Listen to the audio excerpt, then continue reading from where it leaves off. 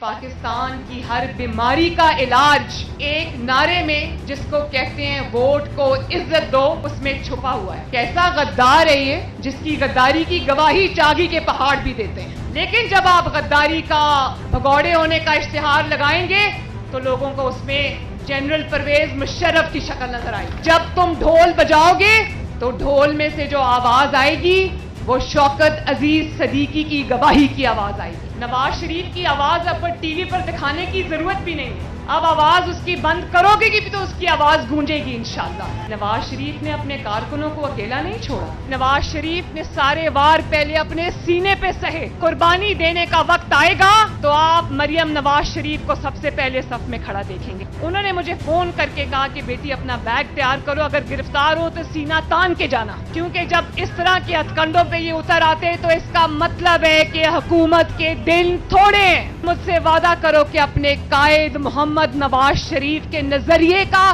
Sir नहीं झुकने दोगे। रद्दुल फसाद में ज़रब्यज़ के पीछे फौज थी लेकिन आगे नवाज शरीफ खड़ा।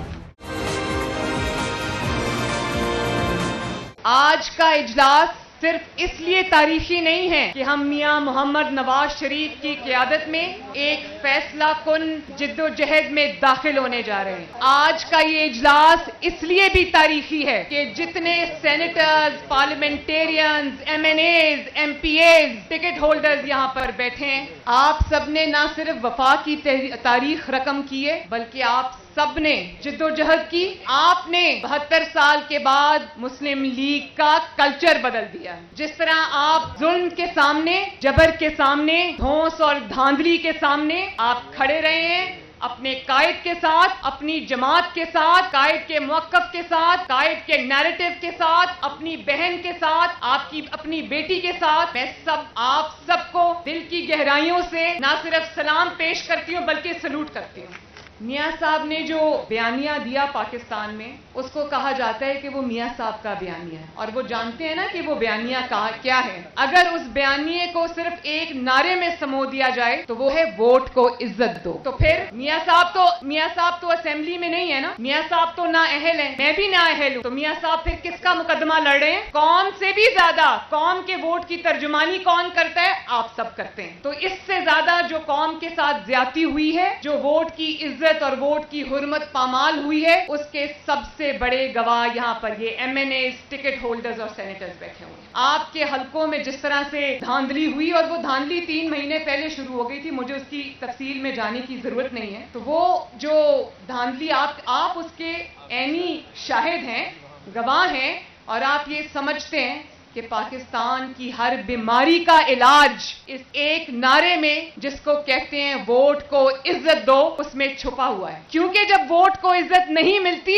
तो फिर जो आकर हमारे सरों पे मुसल्लत किए जाते हैं उसमें ये नहीं देखा जाता कि उसमें लायक कौन है, उसमें कौन जो है वो मुल्क की खिदमत कर सकता है, किसके अंदर इतनी क्वालिटीज हैं। उसमें फिर एक ही चीज देखी जाती है और वो ये देखी जाती है कि कौन कितना ताबेदार है। और जब ताबेदारों को लाया जाता है तो आज पाकिस्तान में जो महंगाई है, पाकिस्तान के अंदर जो लाकानूनियत है, पाकिस्तान के अंदर जो इंतकाम है, पाकिस्तान के अंदर जो आईनी और जो शख्सी हकूक जिनके ऊपर बिल्कुल गवर्नमेंट का कंट्रोल है, जो कि सस्पेंड हुए हैं, फिर ये होता है। और जब मियां साहब आपका मुकदमा उठाते हैं, आपकी जंग लड़ते हैं, पाकिस्तान के अवाम की जंग लड़ते हैं, जब वो कहते हैं कि आईन की इज्जत होनी चाहिए, जब वो कहते हैं कि कानून की इज्जत होनी चाहिए, जब वो कहते हैं कि इंतकाम नहीं एहतसाब होना चाहिए, जब वो कहते हैं कि मेरे लोगों की तर्जुमानी होनी चाहिए, वोट के जो बक्से हैं उसके अंदर जिसका वोट डाला जाए उसी के नाम निकला जाए,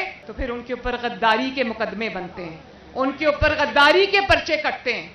तो मुझे एक बात बताएं कि कैसा गद्दार है ये जिसने भारत के 5 एटमी धमाकों के मुकाबले में 6 एटमी धमाके कर दिए? कैसा गद्दार था ये जिसने आने वाली नस्लों के लिए पाकिस्तान का जो सिक्योरिटी थी, पाकिस्तान का जो डिफेंस था, उसने उसको मजबूत कर दिया? कैसा गद्दार है ये जिसकी गद्दारी की गवाही चागी के पहाड़ भी देते हैं? कैसा गद्दार था ये जो JF-17 थंडर बना गया और पाकिस्तान के डिफेंस को नाकाबिले तस्खीर बना गया? कैसा गद्दार था वो जो मोटरवे बना गया जिस पे जरूरत पड़ने के ऊपर जंगी जहाज लैंड भी कर सकते हैं और टेक ऑफ भी कर सकते हैं? कैसा गद्दार था वो। जब वो इक्तदार में आया तो पाकिस्तान की हर गली से, पाकिस्तान के हर शहर से बारूद की बू आती थी।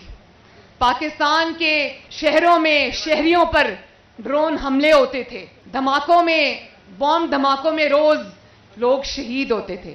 कैसा गद्दार है वो कि अपने सीने पे अपनी सिक्योरिटी रिस्क को लेकर वो ज़रबे अज़्ब और रद्दुल फसाद लड़कर, कहते हैं ना कि उसके पीछे फौज थी, बिल्कुल रद्दुल फसाद में ज़रबे अज़्ब के पीछे फौज थी, लेकिन आगे नवाज शरीफ खड़ा था। नवाज शरीफ ने ये नहीं कहा, कैसा गद्दार था जो मुल्क में खजाना कमजोर होने के बावजूद उसने फौज को, पाकिस्तान की अफवाज पाकिस्तान को ये नहीं कहा कि इतनी बड़ी बड़ी जंगें हम लड़ने जा रहे हैं, हम आपकी तनख्वाहें नहीं बढ़ा सकते, हम आपको पैसे नहीं दे सकते। उसने अपनी हुकूमत का पेट काट कर पैसे निकाल कर जो है वो दिए उस जंग के लिए और आगे बढ़ के वो जंग लड़ी। कैसा गद्दार है वो जिसको जब पाकिस्तान मिला तो 20-20 घंटे लोड शेडिंग होती थी, पाकिस्तान को रोशनियां देकर चला गया। कैसा गद्दार था वो। और फिर बड़े अफसोस की बात है कि हुक्म आया कि इश्तिहारी को इश्तिहारी डिक्लेयर किया जाए और उसके पर्चे जो हैं और इश्तिहार जो हैं वो जगह जगह लगाए जाएं। आप लगाएं इश्तिहार, उसमें बेशक आप नवाज शरीफ का चेहरा डाल दें, लेकिन जब आप गद्दारी का, भगौड़े होने का इश्तिहार लगाएंगे तो लोगों को उसमें जनरल परवेज मुशर्रफ की शक्ल नजर आएगी। लोग उसमें नवाज शरीफ को नहीं देखेंगे, उसमें उनको जनरल परवेज मुशर्रफ की झलक नजर आएगी, जो आर्टिकल 6 का मुर्तकिब हुआ, जिसको अदालतों ने सजा दी और नतीजतन क्या हुआ कि पाकिस्तान में पहली मर्तबा उस अदालत को इस सफ़ाए हस्ती से मिटा दिया गया। वो कानून को, आइन को, पाकिस्तान के 22 करोड़ अवाम को मुक्के दिखाता हुआ निकल गया। और फिर कहते हो कि हम ढोल बजाएंगे। नैब ने कल कहा कि हम ढोल बजा के ऐलानात करेंगे कि नवाज शरीफ को वापस लाओ। तुम्हें इतना शौक है ढोल बजाने का तो जरूर बजाओ, लेकिन जब तुम ढोल बजाओगे तो आवाज ढोल की नहीं आएगी, आवाज अरशद मलिक की गवाही की आएगी। जब तुम ढोल बजाओगे तो ढोल में से जो आवाज आएगी वो शौकत अजीज सदीकी की गवाही की आवाज आएगी। जब तुम ढोल बजाओगे तो आसिम सलीम बाजवा साहब के पिज़्ज़े के कारोबार की आवाज आएगी। जब तुम ढोल बजाओगे तो आवाज आएगी कि किस तरह नवाज शरीफ के खिलाफ साजिशें करते रहे। आवाज आएगी कि नैब को कुछ खास फेस और कुछ खास केस ही क्यों नजर आते हैं। आवाज आएगी कि काजी फाइज ईसा जैसे अपराइट जज, उनकी वाइफ जो सरीना ईसा हैं, वो तो लाठियां टेकते हुए अदालतों के चक्कर लगाती हैं, एफबीआर के बाहर खड़ी होकर इंतजार करती हैं, लेकिन जनरल आसिम सलीम बाजवा की वाइफ, इमरान खान साहब की बहन, उनको तो कोई अदालत, कोई नैब बुलाने की जुर्रत नहीं कर सकता।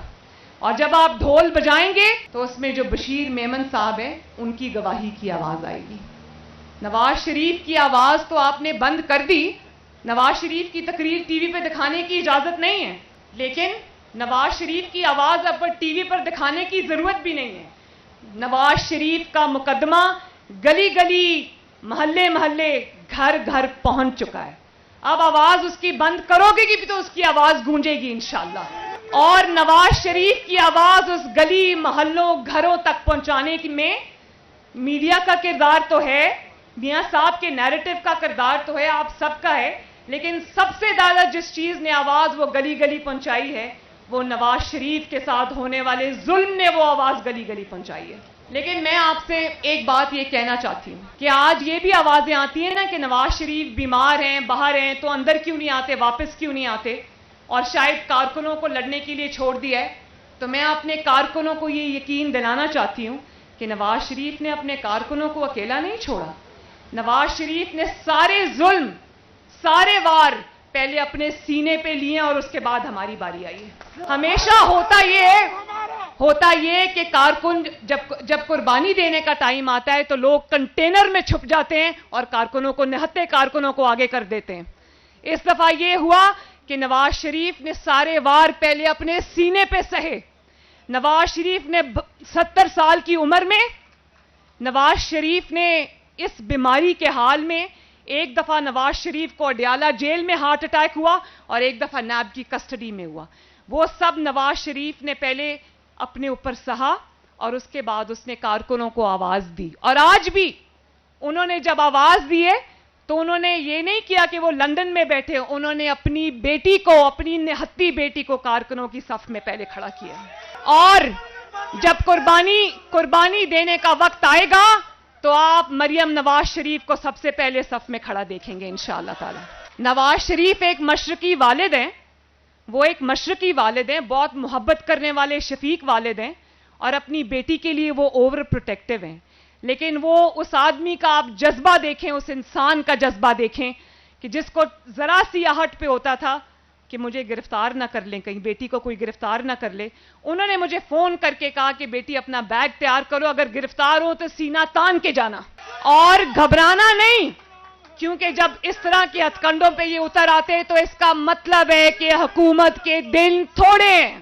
جب بھی نواز شریف پہ کوئی امتحان کا وقت آیا, نواز شریف نے کوئی تہیہ کیا تو اللہ تعالیٰ نے اس کی مدد کی, اللہ تعالیٰ نے اپنی نصرت اتاری اور نواز شریف کو فتح یاب کیا. تو انشاءاللہ تعالیٰ آج آپ کا جذبہ دیکھ کے مجھے یہ یقین ہو گیا ہے کہ یہ تحریک اللہ کے فضل و کرم سے کامیاب ہو چکی ہے. اور آخر میں میرے ساتھ وعدہ کرو کہ انشاءاللہ تعالیٰ پاکستان کا سر نہیں جھکنے دو گے, آئین کا سر نہیں جھکنے دو گے, قانون کا سر نہیں جھکنے دو گے, جمہوریت کا سر نہیں جھکنے دو گے, ووٹ کی عزت اور حرمت کا سر نہیں جھکنے دو گے, پاکستان کے عوام کا سر نہیں جھکنے دو گے. اور مجھ سے وعدہ کرو کہ اپنے قائد محمد نواز شریف کے نظریے کا سر نہیں جھکنے دو گے.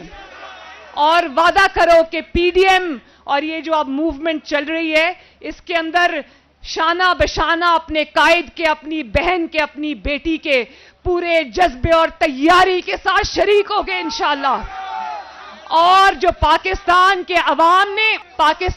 عوام نے جو پی ڈی ایم سے, جو نواز شریف سے, جو مسلم لیگ نون سے اپنی امیدیں وابستہ کر لی ہیں, ان امیدوں کو ٹوٹنے نہیں دو گے.